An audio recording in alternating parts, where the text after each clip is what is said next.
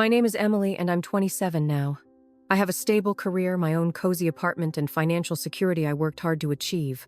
But the road to this point? It was a winding, painful journey I never expected to take. It all started when I was 15. That was the year my mother passed away. My dad tried to hold things together, but I could see him crumbling under the weight of grief. Then, just a year later, he dropped a bombshell. "Emily, I want you to meet Claire," he said one evening, standing in our living room beside a woman who looked only a few years older than my cousin in college. "We're getting married." Claire was at least 15 years younger than my father, and she came with a daughter of her own, Sophie, who was just 5 at the time. From the moment they moved in, Claire made it painfully clear that I wasn't part of the family she envisioned. She'd breeze past me in the hallway without a greeting, whisper to my father when I entered the room, and subtly exclude me from family conversations. Sophie, however, was different. At first, she was a whirlwind of excitement, bursting into my room at random hours. "Emily, can we watch cartoons?" she'd ask, already climbing onto my bed, her stuffed rabbit tucked under her arm. I cherished those moments. Having a little sister was something I had always wanted, and for a brief time, I thought maybe, just maybe, this would turn out okay. But the warmth between us faded. Slowly, at first. Sophie stopped knocking on my door after school. Then she started avoiding my invitations to watch television together. One afternoon, as I passed by the kitchen, I overheard Claire speaking to her in a syrupy, sweet voice. "Honey, you don't have to spend so much time with Emily. She's not really your sister, you know." That was when everything clicked. The distance, the cold shoulder, the sudden disinterest, it was all orchestrated. Claire didn't want Sophie seeing me as family, and she was winning. After that, I gave up trying. What was the point? Every time Sophie looked through me at the dinner table or turned away when I walked by, it just hurt more. Instead of dwelling on it, I poured all my energy into school. The day I got accepted into college on a full scholarship felt like freedom. After graduation, my career took off. Promotions, new opportunities, bigger projects, each step forward distanced me from the painful past I had left behind. I had a good life. A life I built entirely on my own. Then, out of the blue, my father called. "Emily."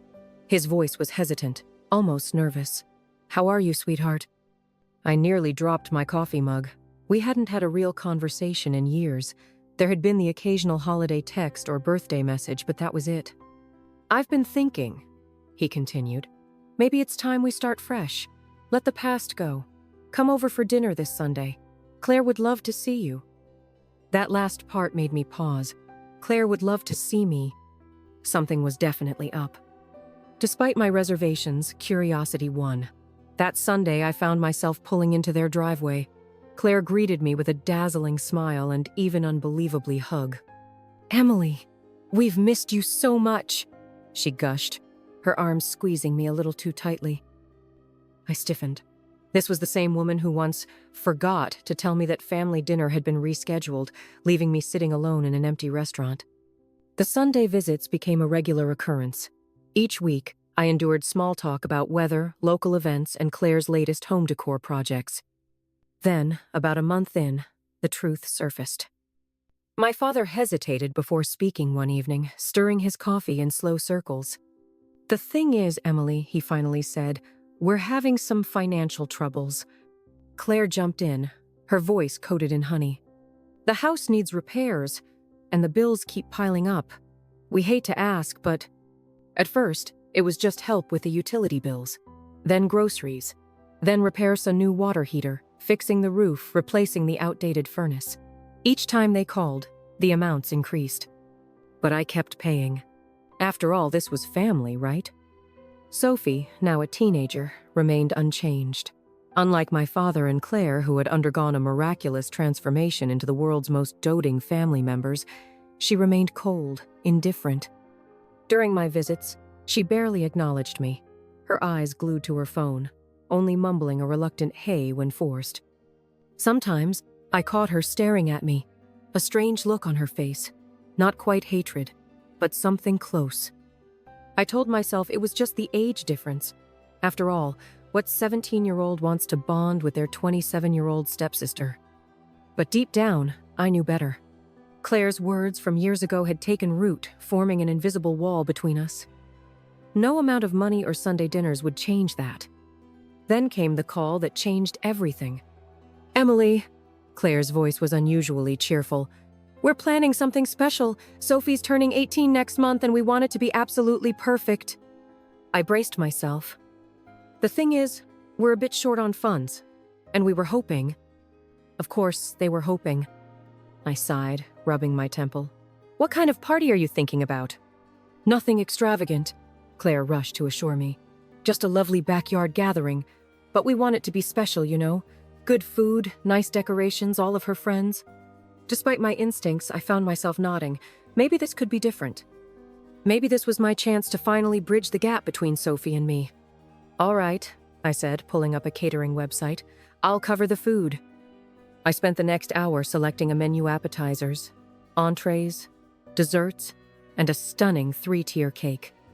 Maybe this would be the moment Sophie finally saw me as her sister. Maybe this would fix things. Then, 2 days before the party, my phone rang. Sophie's name flashed on the screen. She had never called me before. "Hey, Sophie," I answered, feeling an unexpected warmth. "I was just finalizing some party details." "Yeah, about that," she cut in, her voice cool and businesslike. "I'm going through the guest list. Mom and Dad invited too many people, so I'm making cuts." I frowned. "Cuts?" "Yeah," she continued. "And I'm cutting you."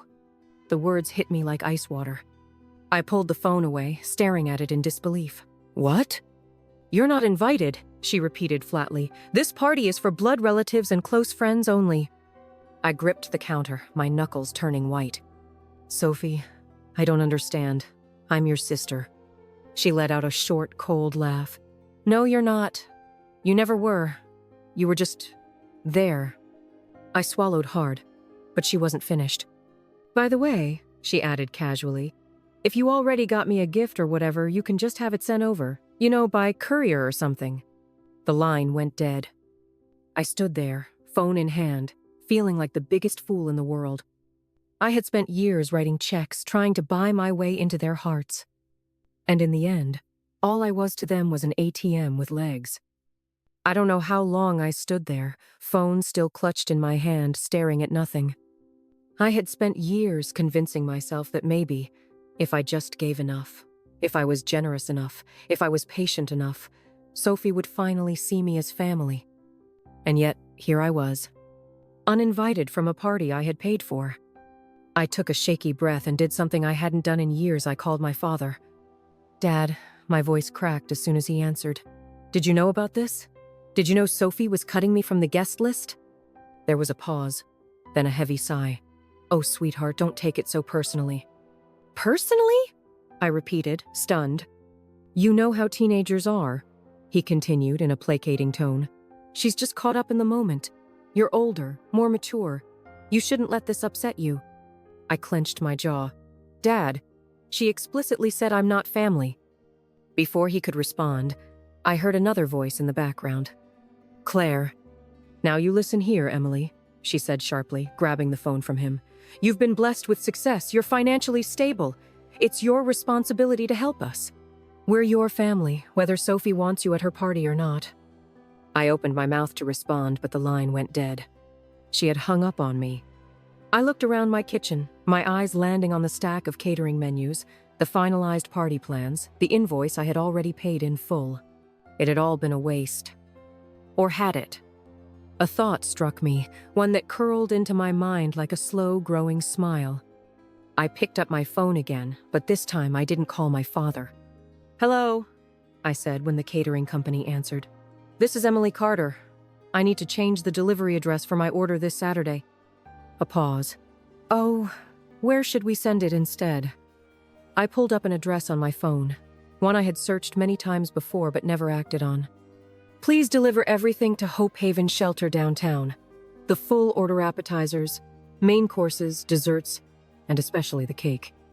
The representative sounded surprised but confirmed the change. After I hung up, I let out a breath. For the first time in a long time, I felt free. That night, I slept better than I had in years. The morning of Sophie's birthday, I was sipping my second cup of coffee when my phone exploded with Claire's ringtone. I let it ring. Then I let it ring again. And again. Finally, I answered. "Where is the catering?" she shrieked, her voice nearly hysterical. "They were supposed to be here an hour ago." "Oh, that," I said mildly, stirring my coffee. "Don't bother waiting.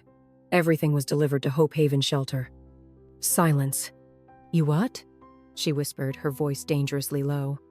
"Well," I continued, "since I'm not family enough to be at the party, I figured I shouldn't impose my gift either. Sophie made it very clear only close relatives and friends should be involved." "You spiteful little..." Claire's voice cracked into a screech. "You've ruined everything! The guests will be here in 2 hours!"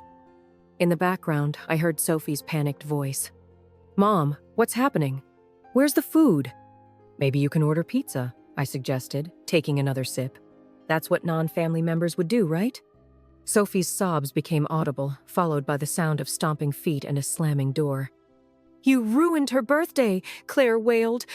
I smiled. "No, Claire. Sophie ruined it herself when she decided to cut off the person funding it." I hung up before she could respond. And let me tell you, coffee had never tasted so sweet. More chaos followed.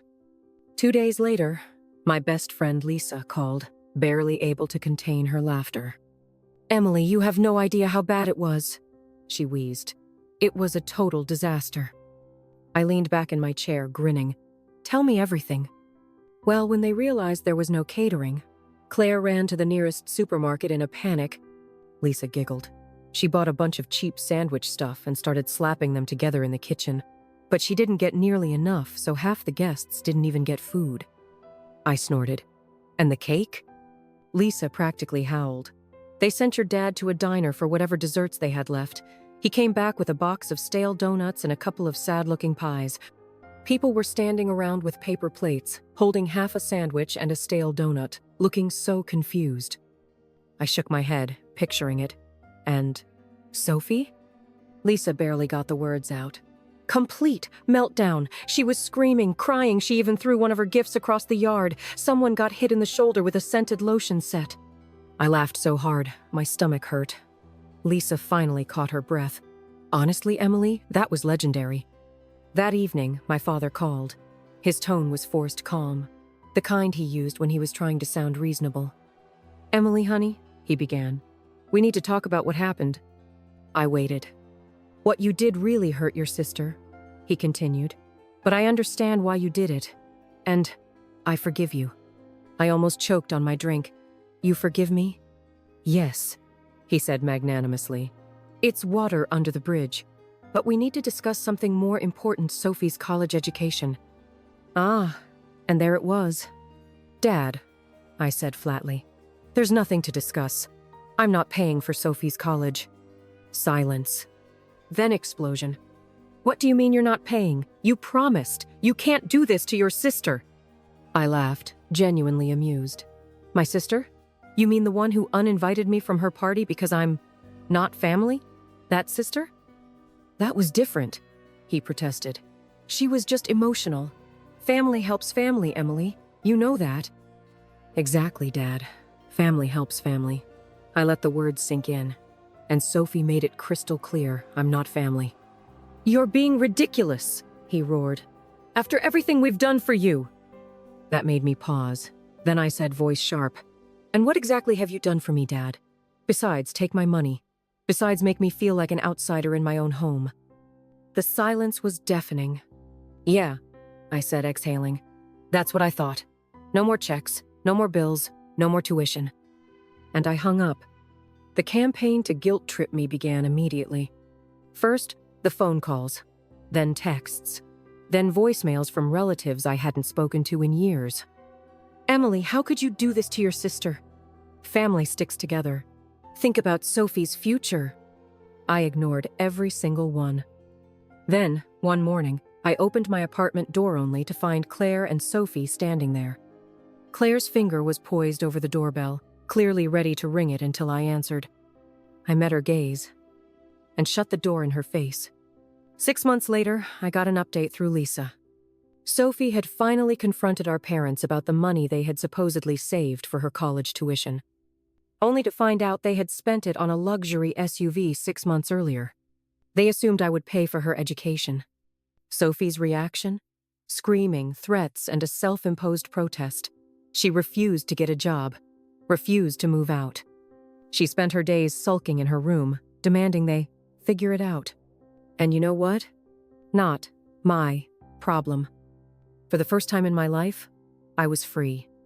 And I planned to enjoy every second of it. 6 months had passed since I cut ties with my father, Claire, and Sophie. My life had never been more peaceful. No more unexpected calls, no more guilt-tripping messages, no more family obligations that only seemed to drain me. And then, just when I thought they had finally learned to leave me alone, my phone buzzed with an unknown number.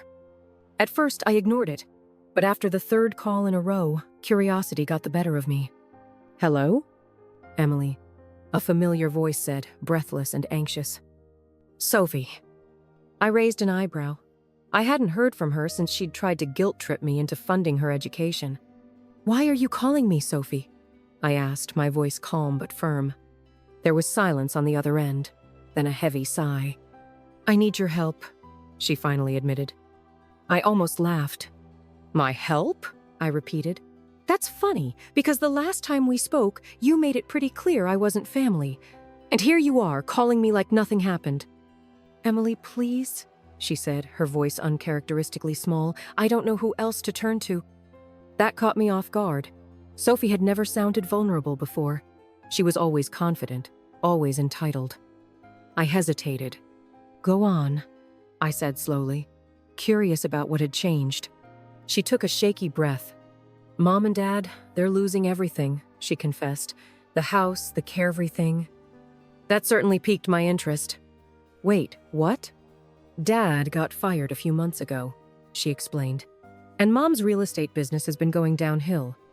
They stopped making mortgage payments, thinking they could figure something out before it got serious, but the bank is foreclosing the house." I sat back, processing her words.